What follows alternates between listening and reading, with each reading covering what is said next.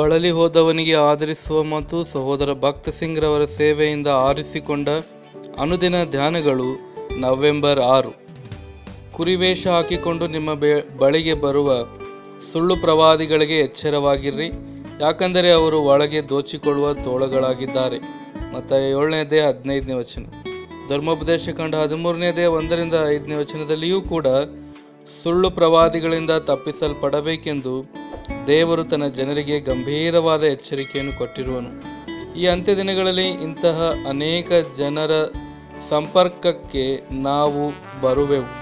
ದೇವರು ತಾನು ಯಾರಿಗೆ ಮಾತನಾಡುತ್ತಾನೆ, ತಾನು ಮಾತನಾಡಿದಾಗೆಲ್ಲ ತನ್ನ ವಾಕ್ಯಕ್ಕೆ ಅನುಗುಣವಾಗಿಯೇ ಮಾತನಾಡುವನು. ಬೈಬಲ್ ನಮಗೆ ಅದೇ ಉದ್ದೇಶದಿಂದ ಕೊಡಲ್ಪಟ್ಟಿದೆ. ಅದೇನೆಂದರೆ ದೇವರ ಮನಸ್ಸನ್ನೆಲ್ಲ ಅರಿತುಕೊಳ್ಳುವುದೇ. 2 ತಿಮೋಥಿ ಪತ್ರಿಕೆ 3:14-17. 16 ಎಲ್ಲ ಶಾಸ್ತ್ರವು ದೈವ ಪ್ರೇರಣೆಯಿಂದ ಕೊಡಲ್ಪಟ್ಟಿದೆ. ಅದು ಎಲ್ಲ ಉಪದೇಶಕ್ಕೂ, ಖಂಡನೆಗೂ, ತಿದ್ದುಪಾಟಿಗೂ, ನೀತಿಯ ಶಿಕ್ಷೆಗೂ ಉಪಯುಕ್ತವಾಗಿದೆ ಎಂದು ಬರೆಯಲ್ಪಟ್ಟಿದೆ. ಸಂಪೂರ್ಣ ಬೈಬಲ್ ದೇವರ ಆತ್ಮನಿಂದ ಪ್ರೇರೇಪಿಸಲ್ಪಟ್ಟಿದೆ.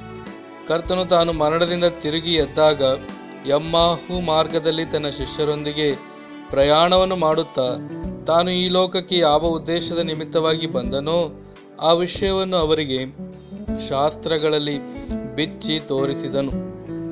ಮೋಶೆಯ ಮತ್ತು ಎಲ್ಲ ಪ್ರವಾದಿಗಳಿಂದ ಆರಂಭಿಸಿ ಸಮಸ್ತ ಶಾಸ್ತ್ರಗಳಲ್ಲಿ ತನ್ನ ವಿಷಯವಾದವುಗಳನ್ನು ಅವರಿಗೆ ವಿವರಿಸಿದನು. ಮೋಶೆಯ ನ್ಯಾಯ ಪ್ರಮಾಣದಲ್ಲಿಯೂ ಪ್ರವಾದನೆಗಳಲ್ಲಿಯೂ ಕೀರ್ತನೆಗಳಲ್ಲಿಯೂ ನನ್ನ ಕುರಿತಾಗಿ ಬರೆಯಲ್ಪಟ್ಟಿದ್ದವು. ಲೂಕ್ ಸುವಾರ್ತೆ 24:27-44. ಕರ್ತನಾದ ಯೇಸು ಕ್ರಿಸ್ತನು ಸಂಪೂರ್ಣ ಶಾಸ್ತ್ರ ಭಾಗವನ್ನು ಉಪಯೋಗಿಸಿದನು.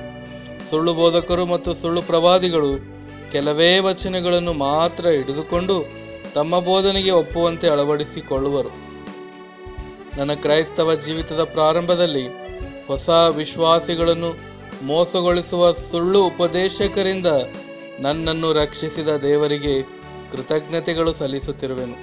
ಅವರು ಯಾರೆಂದು ನಾನು ಎಂದೂ ಅರಿತಿರಲಿಲ್ಲ, ಆದರೆ ಅವರು ನನಗೆ ಬಹಳ ಧೈರ್ಯ ತೋರಿಸುತ್ತಿದ್ದರು. ಊಟ ಮತ್ತು ಚಹಾಕ್ಕಾಗಿ ಅವರು ನನ್ನನ್ನು ತಮ್ಮ ಮನೆಗೆ ಆಹ್ವಾನಿಸಿದರು. ನಂತರದಲ್ಲಿ ಈ ಎಲ್ಲ ವಿಧಾನಗಳ ಮೂಲಕ ಅವರು ನನ್ನನ್ನು ಮೋಸಗೊಳಿಸಿ ಮತ್ತು ದಾರಿ ತಪ್ಪಿಸಬೇಕೆಂದಿರುವರೆಂದು ನಾನು ಕಂಡುಕೊಂಡೆನು. ಅವರು ಬೈಬಲ್ನಲ್ಲಿರುವ ಅದೇ ವಚನಗಳನ್ನು ತಿರುಗಿಸಿ ಹೇಳಿದಾಗ ಏನೋ ತಪ್ಪು ಇದೆ ಎಂದು ನಾನು ಅರಿತುಕೊಂಡೆನು. ಅವರು ನನ್ನ ಕುರಿತಾಗಿ ಹೇಳಿದ ಅವರ ಕನಸು ಅಥವಾ ದರ್ಶನಗಳ ಮೂಲಕವಾಗಿ ನಾನು ಸೆಳೆಯಲ್ಪಡಲಿಲ್ಲ. ತಮ್ಮ ಸಾಕ್ಷಿ, ಸೇವೆ ಮತ್ತು ಸೇವಾ ವಿಧಾನದಲ್ಲಿ ಬೈಬಲ್ನಲ್ಲಿರುವ ಸಂಪೂರ್ಣ ಭಾಗವನ್ನು ಉಪಯೋಗಿಸುವಂತಹ ವ್ಯಕ್ತಿಗಳನ್ನು ನಾನು ಭೇಟಿಯಾಗಲು ಬಯಸುತ್ತಿದ್ದೆನು.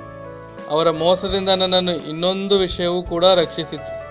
ಕರ್ತನಾದ ಯೇಸು ಕ್ರಿಸ್ತನ ಸಂಪೂರ್ಣ ಜೀವಿತವು ದೇವರ ಚಿತ್ತವನ್ನು ನೆರವೇರಿಸುವುದರಲ್ಲಿಯೇ ಜೀವಿಸಿದರೆಂದು ನಾನು ಕಂಡುಕೊಂಡೆನು. ಪ್ರತಿ ವಿಷಯದಲ್ಲಿ ದೇವರ ಚಿತ್ತವನ್ನು ನೆರವೇರಿಸುವುದರಿಂದ ನಾವು ಆತನನ್ನು ಮೆಚ್ಚಿಸಬಹುದು ಮತ್ತು ಆತನ ಸೇವೆ ಮಾಡಬಹುದು.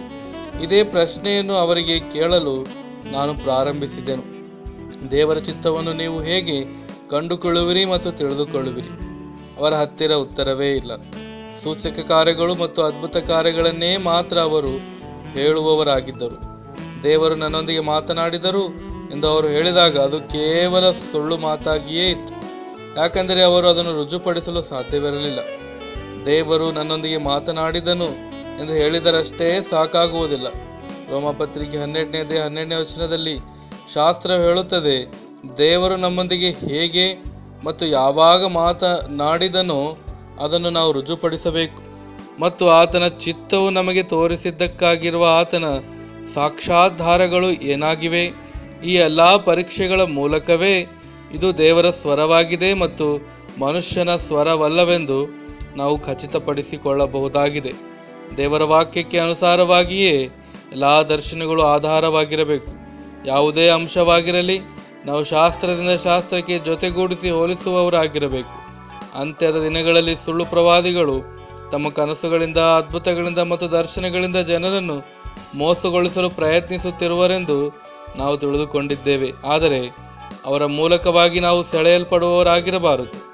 ದೇವರ ಮನಸ್ಸು, ಚಿತ್ತ ಮತ್ತು ವಾಕ್ಯವನ್ನು ಅವರು ತಿಳಿದುಕೊಂಡಿರುವರೆಂದು ನಾವು ನಿಶ್ಚಯಪಡಿಸಿಕೊಳ್ಳಬೇಕು. ನಮ್ಮ ಸುರಕ್ಷತೆಯು ದೇವರ ವಾಕ್ಯವನ್ನು ಪ್ರೀತಿಸುವುದರಲ್ಲಿಯೂ ಪ್ರತಿಯೊಂದರ ಕುರಿತಾಗಿ ರುಜುವಾತುಗಳನ್ನು ಕಂಡುಕೊಳ್ಳುವುದರಲ್ಲಿಯೂ ದೇವರ ಚಿತ್ತವನ್ನು ಕಂಡುಕೊಂಡು ಮತ್ತು ಸಾಧ್ಯವಿರುವ ಎಲ್ಲ ಸಾಕ್ಷ್ಯಾಧಾರಗಳನ್ನು ಖಚಿತಪಡಿಸಿಕೊಳ್ಳುವುದರಲ್ಲಿಯೇ ಇರುವುದಾಗಿದೆ. ಮತ್ತಾಯ ಸುವಾರ್ತೆ 7ನೇ ಅಧ್ಯಾಯ 22-23 ವಚನಗಳು, ಮತ್ತಾಯ ಸುವಾರ್ತೆ 24ನೇ ಅಧ್ಯಾಯ 11ರಿಂದ ಎಚ್ಚರಿಕೆಯನ್ನು ತೆಗೆದುಕೊಳ್ಳಿರಿ.